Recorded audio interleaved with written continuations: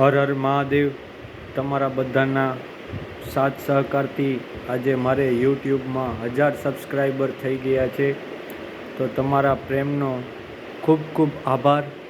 અને હું નવા વિડીયો મહાદેવના મૂકું અને એ સિવાય હું મારે અંદરનું ટેલેન્ટ મારે કઈ રીતે બતાવવું એમાં હજી હું સક્ષમ છું નહીં.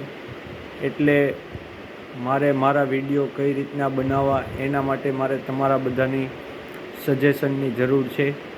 તો તમે મને સપોર્ટ કરશો તો આગળ હું કાંઈક પ્રવૃત્તિ કરી શકીશ. અને મહાદેવના તો વિડીયો મૂકવાનો જ છું, કેમ કે મહાદેવનો તો હું ભક્ત છું.